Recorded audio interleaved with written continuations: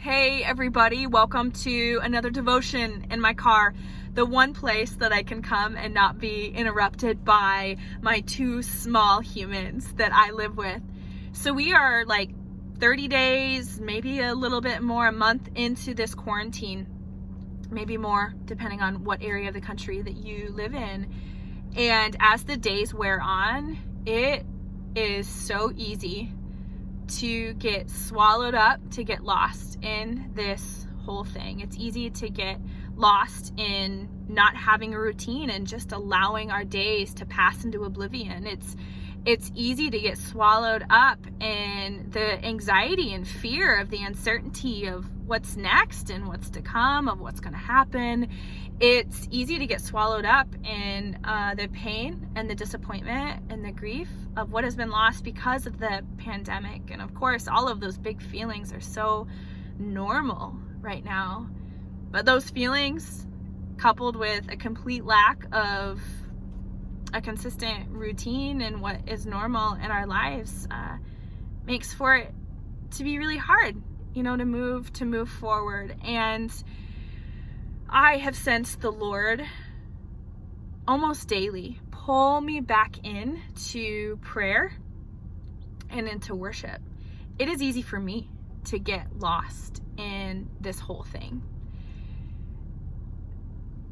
But God continues to remind me and to pull me back into prayer and into worship. I don't know about you, but running into prayer and worship is not always the first thing that I do when I'm looking for answers or I'm struggling or I just need to be filled up. It should be the very first thing that I do, because God has shown me over and over and over again in my life that God's power is in the prayer. God's power is in the worship, not just to shift and change my heart and my perspective, but also to shift and to change the things around me that need to shift and change. So God has been so gracious to remind me of God's power there, God's power in worship and God's power in prayer.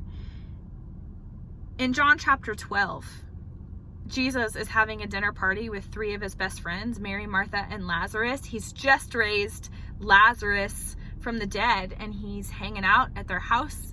And Martha is waiting on him, and he's sitting at the table with Lazarus. And Mary goes, and she takes a pound of costly perfume made of pure nard. Now, this probably would have been worth more than a year's wages. It was extremely costly, and she takes it and she anoints Jesus's feet with it, and then she wipes his feet with her hair.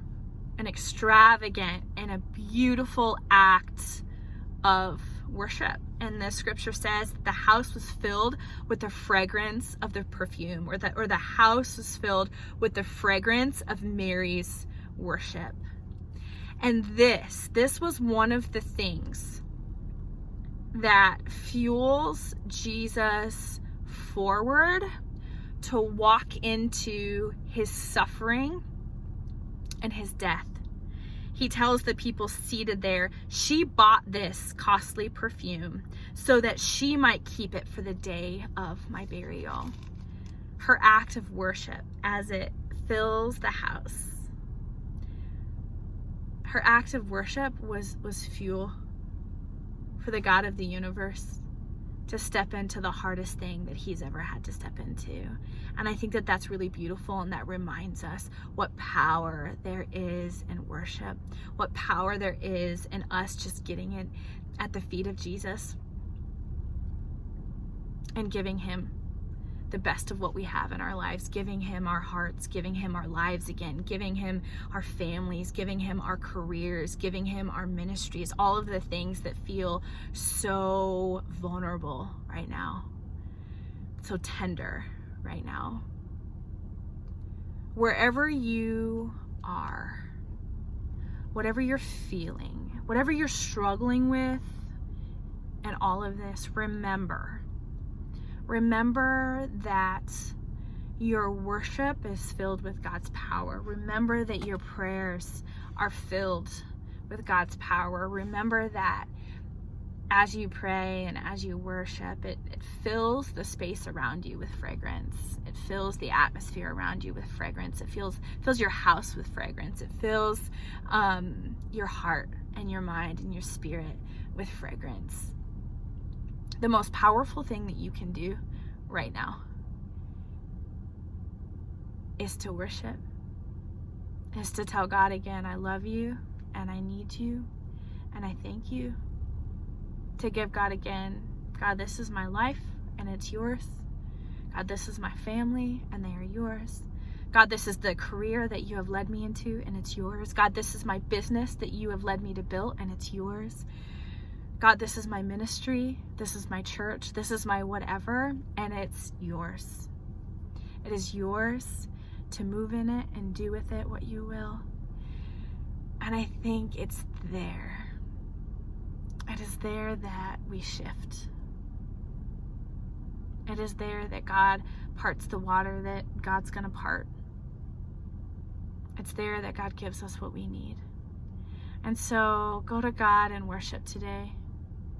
Even if it's not your first line of defense, remember that that is where the power is. That is where the movement is. And that's where you're going to get all filled up. Take care, everybody.